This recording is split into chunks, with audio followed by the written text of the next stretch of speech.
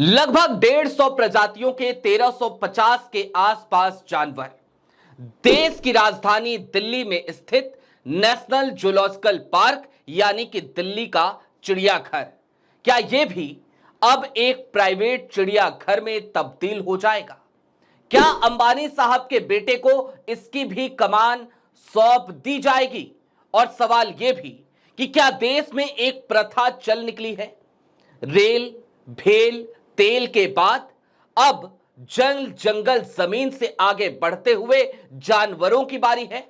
इस देश में जानवर अब प्राइवेट हाथों में सौंपे जाएंगे, वो तमाम जानवर भी जो वन्य जीव संरक्षण अधिनियम के तहत सुरक्षा प्राप्त हैं।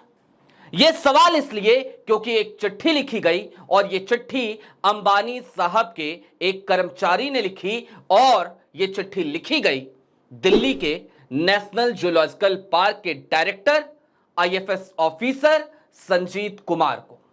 क्या था उस चिट्ठी में और उस चिट्ठी के बाद ये तमाम सवाल क्यों आज उठाए जाने चाहिए, सारी बातें जरा तफसील से करेंगे। नमस्कार, मैं स्वप्निल, आप द न्यूज लॉन्चर देख रहे हैं। 11 बजे का वक्त हो गया, यानी वक्त हो गया आपकी और हमारी मुलाकात का 11th आवर का। और 11th आवर में आज सवाल यही कि क्या गुजरात के जामनगर वाले वनतारा मॉडल की ही तरह अब दिल्ली में भी एक नया वनतारा देखने को मिलेगा? इस सवाल की शुरुआत कहां से हुई, तो सबसे पहले अपनी स्क्रीन पर एक खबर देख लीजिए। यह खबर बताती है, now Delhi zoo also belongs to Ambani aka another Vantara project. और इस खबर की शुरुआत कैसे हुई, तो आपकी स्क्रीन पर एक पत्रकार हैं पंकज चतुर्वेदी, उन्होंने एक चिट्ठी साझा करी थी और एक पोस्ट किया था। सबसे पहले जरा वो ट्वीट भी देख लीजिए। वो लिखते हैं, दिल्ली का चिड़ियाघर भी अंबानी को सौंप दिया। इसकी स्थापना 1959 में हुई थी और दिल्ली के बीचों बीच 178 एकड़ में फैला है। बताया गया है कि दिल्ली के चिड़ियाघर का संचालन अब Greens zoological rescue and rehabilitation centre Jamnagar करेगा। यह नहीं कहा गया कि यही अनंत अंबानी का वनतारा है। भेल, रेल, तेल ही नहीं, अब जानवर और जंगल भी बिक रहे हैं। इसके नीचे उन्होंने वो चिट्ठी भी लिखी है। अब जिस कंपनी का जिक्र हुआ, जरा उस कंपनी की तरफ बढ़ते हैं, उस फाउंडेशन की तरफ बढ़ते हैं। वो फाउंडेशन है ग्रीन्स जूलॉजिकल रिहैब सेंटर। और दरअसल यही वो फर्म है, यही वो नाम है जिसके पीछे वनतारा है। ये जो फर्म है, इसके जो सीईओ हैं, उनका नाम है विवान कर्नी। आपकी स्क्रीन पर विवान कर्नी की तस्वीर है। और इस फर्म के डायरेक्टर हैं कोई और नहीं बल्कि डॉक्टर ब्रिज किशोर गुप्ता। आपके स्क्रीन पर उनकी भी तस्वीर है। डॉक्टर ब्रिज किशोर गुप्ता ने ही अपनी तरफ से एक चिट्ठी जारी करी थी और इन्होंने ये चिट्ठी किसी और को नहीं, जैसा कि हमने आपको बताया कि नेशनल जूलॉजिकल पार्क दिल्ली के डायरेक्टर जो कि आईएफएस ऑफिसर हैं, नाम है संजीत कुमार, बीते दिनों वो या इस पद पर आए थे, उनको लिखा। और उनको लिखते हुए क्या कहा, अब ये जान लीजिए। ऐसा लगा जैसे निवेदन नहीं किया जा रहा हो, सिर्फ सूचना दी जा रही हो। ऐसा लगा जैसे इजाजत नहीं मांगी जा रही हो बल्कि बताया जा रहा हो। और ऐसा लगा जैसे ये कहा जा रहा हो कि भाई देखो, साहेब लोग आ रहे हैं, इंतजाम तुम्हें करना है।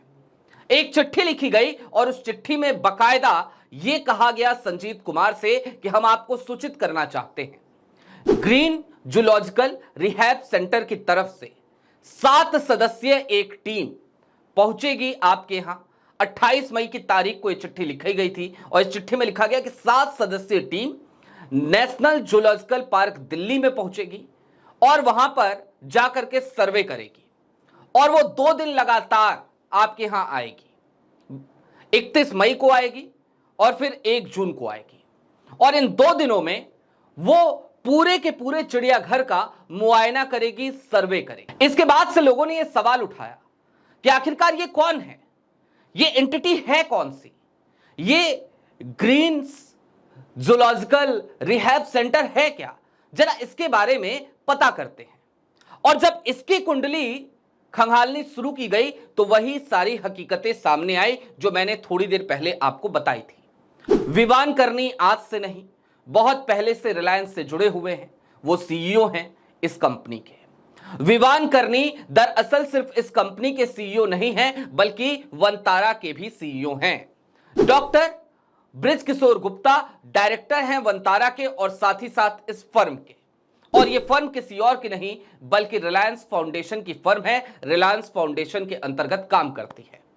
ऐसे में अब सवाल वही उठ रहा है कि क्या वाकई में जो जामनगर में मॉडल है वंतारा का, जिसके ऊपर तमाम तरीके के सवाल लगातार उठते रहे, खास तौर पे तब उठने लगे जब प्रधानमंत्री नरेंद्र मोदी जी वहां खुद पहुंचे। और जब प्रधानमंत्री नरेंद्र मोदी जी खुद पहुंचे, एक हफ्ता भी नहीं बीता था कि एक आरटीआई सबके सामने आ गई। उस आरटीआई के तहत दरअसल वंतारा से जुड़ा हुआ एक सवाल किया गया था जू अथॉरिटी ऑफ इंडिया से। और वो सवाल ये था कि भाई वन्य जीव संरक्षण अधिनियम के तहत एक नियम होता है कि इस अधिनियम के तहत जो संरक्षित जानवर हैं उनकी यदि मृत्यु हो जाती है, 1972 में एक कानून बना था, उनकी यदि मृत्यु हो जाती है तो उनको वन विभाग की टीम की निगरानी में दफनाया जाता है। ऐसे में एक सवाल किया गया कि वंतारा के अंतर्गत कितने ऐसे जानवरों की मृत्यु हुई और उनको कब दफनाया गया। आरटीआई में जो जवाब आया जू अथॉरिटी ऑफ इंडिया की तरफ से, वो जवाब हैरान करने वाला था। वो जवाब यह था कि दरअसल जू अथॉरिटी ऑफ इंडिया को ऐसे किसी भी चिड़ियाघर के बारे में, ऐसे किसी भी वंतारा नाम के वन्य जीव संरक्षण परिवास के बारे में पता ही नहीं है। उसी वक्त पे कई अंतर्राष्ट्रीय संगठनों ने यह सवाल भी उठाए थे कि जिस तरीके से वंतारा तमाम जंगली जानवरों को इंपोर्ट करके भारत ला रही है, वो स्थिति बेहद खतरनाक है। और उन तमाम देशों ने ये सवाल खड़े किए। उसके बाद से तमाम वेबसाइट्स पर ये खबरें छपी भी, लेकिन फिर ना जाने क्या हुआ कि अचानक से आनन फानन में कई वेबसाइट से वो खबरें गायब हो गई। उसके बाद हमने एक और हिपोक्रेसी देखी थी। हमने देखा था कि अनंत अंबानी साहब सड़क पर चल रहे थे और उसके बाद उन्होंने कुछ मुर्गियां खरीदी। जब मुर्गियां खरीदी तो उस पर भी खूब बवाल कटा। कई लोगों ने कई सवाल उठाए और सवाल उठना भी चाहिए कि आखिरकार आप बताना और जताना क्या चाहते हैं। एक तरफ आप अपने पीआर के लिए इस तरीके की तमाम हरकतें कर रहे हैं, लेकिन सवाल यह था कि जिस समय अनंत अंबानी उन मुर्गियों को खरीद रहे थे, दया दिखा रहे थे, उस समय उन्हीं के तमाम एप्लीकेशंस पे, जियो मार्ट जैसे एप्लीकेशन पे धड़ल्ले से मुर्गियां बिक रही थी।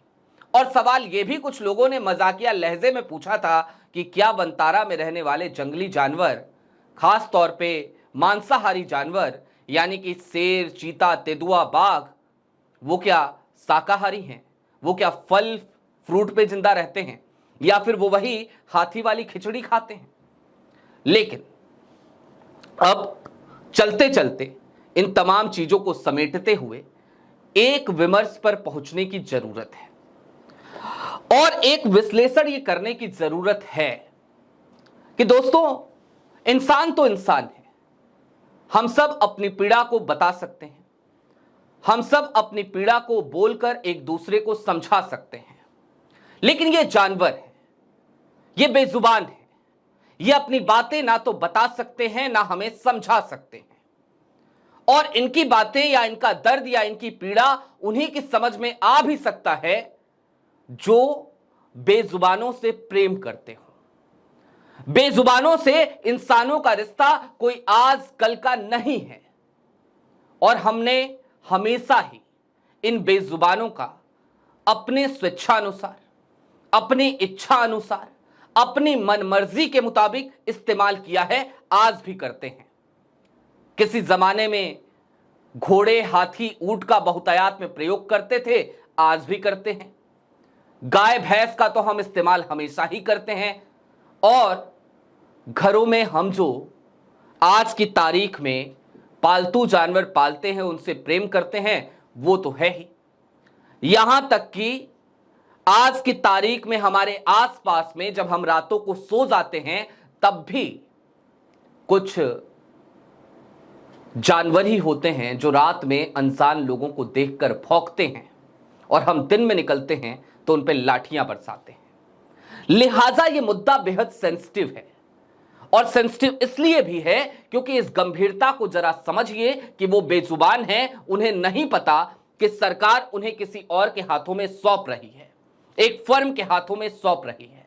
फर्म कहती है कि हम जो कुछ भी कर रहे हैं वो धर्मार्थ कर रहे हैं, लेकिन उन तमाम एजेंसियों का एक सवाल था, उस सवाल के साथ आपको छोड़े जा रहा हूं। सवाल ये कि कोई भी एक ऐसी फर्म जो लगातार मुनाफे के लिए काम करती हो, कोई भी ऐसा बिजनेस ग्रुप, कोई भी ऐसा बिजनेस एम्पायर जो लगातार सिर्फ और सिर्फ मुनाफे के लिए काम करता हो, क्या उसने इसके भीतर कोई कॉमर्शलाइजेशन नहीं देखा होगा?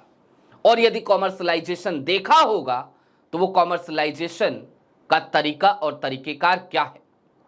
क्या वो ब्रीडिंग सेंटर बनाकर कोई कॉमर्शलाइजेशन है या फिर कि कुछ और?